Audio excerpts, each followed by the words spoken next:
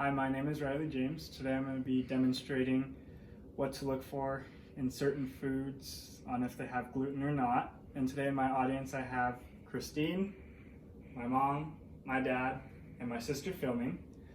So we'll start off with what is gluten. Gluten is a mixture of two proteins that can cause an illness for people with celiac disease.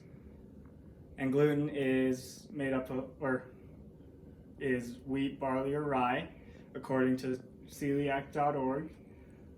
Stat on gluten on celiac and gluten is 1 every 100 people in America is diagnosed with celiac disease, which is about 1% of America, and 50 to 60% of Americans have some sort of allergic reaction to gluten, according to gluten.org.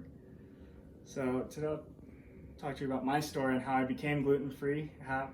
It's been about 4 years now since I started being gluten-free. Started when I went to go see a doctor about some medical things I had going on, and he recommended being gluten-free. And I was a little bit hesitant at first with trying it, as there were not many things that were gluten-free at the time, and I was not willing to really give up anything that had gluten because I like that stuff. But after giving it a week or two, I noticed some results, as my mood was better. I didn't really get headaches or anything. And so I just wanted to share with you what you can do, or how to look for gluten-free things and to see if it is gluten-free or not. So we'll start off with how gluten-free can be for everyone, how to prevent being glutened, or if you feel like you have been glutened, what you can do, and also what to look for in labels in certain foods. So first we'll start off with how gluten-free can be for everyone. So this is by personal experience. I've talked to several of my doctors, and they've tried gluten-free and have had positive results, and they recommend being gluten-free, as it also helps with health benefits. So next, how to avoid being glutened.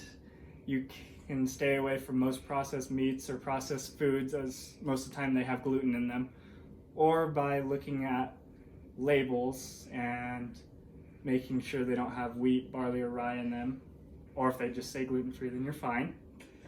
But if you feel like you have been glutened, there's a pill here which is called activated charcoal, and it's a pill that you can take, and it absorbs most of the gluten and takes away most of the pain or severity of gluten.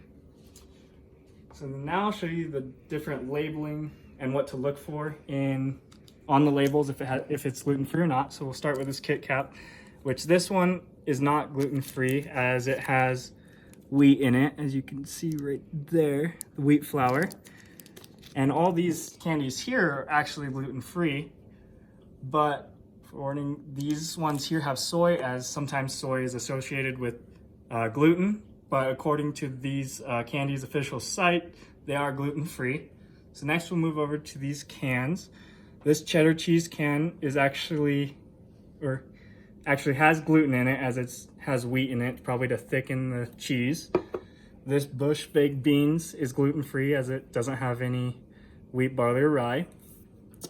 This Hormel chili with beans is also gluten-free, but the one without the beans actually surprisingly has gluten in it, because it has wheat. This can of salsa here is gluten-free. It even says it right there for you. These hard shell tacos are also gluten-free, as it says right there, and it's also made with corn flour instead of wheat flour, because corn flour is gluten-free. And finally, these Lay's potato chips here are gluten-free, as they're only made with potato chips, or with potato, sunflower oil, and salt. But sometimes potato chips can have gluten. It just depends on what seasonings they use. So in conclusion, I have been able to find the needle in the haystack with looking at labels, as I've had a lot of experience with it, and I just wanted to share with you how to identify if an item is gluten-free or not. Thank you. Oh.